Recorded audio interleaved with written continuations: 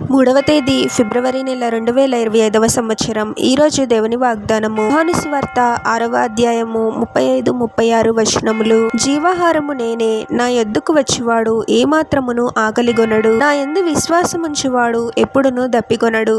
సహోదరి సహోదరులారా, ప్రభువు పరలోకం నుండి దిగివచ్చిన ఆహారము. ప్రతిదినము మనము ఆహారాన్ని తీసుకుంటూ నీటిని త్రాగుతూ ఉంటాము. ఈ లోకంలో మనం తీసుకునే ఆహారము మనల్ని శారీరకంగా బలపరుస్తూ ఉంటుంది. మనలో ఉన్న బలహీనతలను తగ్గించి శరీరానికి బలాన్ని ఇస్తూ ఉంటుంది. అయితే మనము ఎంత ఆహారం తీసుకున్నప్పటికీ, ఎంత నీరు త్రాగినప్పటికీ కొంత సమయం అయిపోయిన తర్వాత మరలా ఆకలి వేస్తుంది, దాహం వేస్తుంది. ప్రభు అంటూ ఉన్నాడు, జీవాహారము నేనే, నా యొద్దకు వచ్చువాడు ఏమాత్రమును ఆకలిగొనడు, నా యందు విశ్వాసం ఉంచువాడు ఎప్పుడునూ దప్పికొనడు అని. ప్రభు మాట్లాడేది మనం ఈ లోకంలో తీసుకునే ఆహారం గురించి కాదు, పరలోక సంబంధమైన ఆహారం గురించి. ఎలాగైతే మన శరీరానికి బలం అవసరమో, మన ఆత్మకు కూడా బలము ఎంతో అవసరము. అపవాది మన ఆత్మను కృంగదీసి నిత్య నరకాగ్నికి చేర్చాలని ప్రయత్నిస్తూ ఉంటాడు. ఎవరైతే వారి పాపముల నిమిత్తము పశ్చాత్తాపపడి ప్రభువుని రక్షకునిగా అంగీకరిస్తారో వారు నిత్య నరకాగ్ని నుండి తప్పించబడతారు. పాపము వలన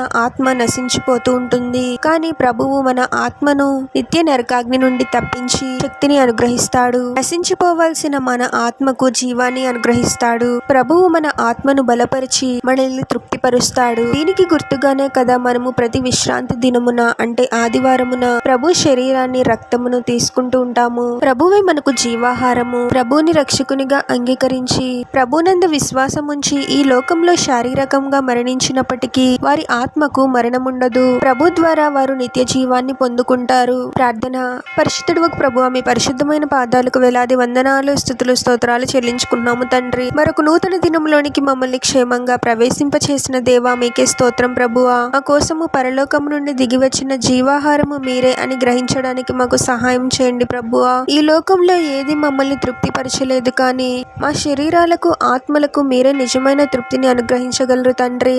మిమ్మల్ని రక్షకునిగా అంగీకరించిన మేము మా పాపపు జీవితాన్ని విడిచిపెట్టి మీకు నమ్మకమైన వారముగా జీవించడానికి మాకు సహాయం చేయండి ప్రభువా. మీకు లోబడి మీ పట్ల విశ్వాసాన్ని కలిగి ఉండి మీకు నమ్మకమైన వారముగా జీవిస్తూ మీ ద్వారా నిత్య జీవాన్ని పొందుకునే వారముగా మమ్మల్ని దీవించమని ఈ ప్రార్థనలో ఏకీభవిస్తున్న ప్రతి ఒక్కరిని పేరు పేరున దీవించి ఆశీర్వదించి అభిషేకించమని, వారు చేసే ప్రతి పనిలో మీరే వారికి తోడుగా ఉండి వారిని అన్ని కీడుల నుండి అపాయాల నుండి మీరే వారిని రక్షించమని ఈ మా మనవులన్నీ యేసుక్రీస్తు వారి పరిశుద్ధ నామంలో అడిగి వేడుకొనిచున్నాము తండ్రి. ఆమేన్.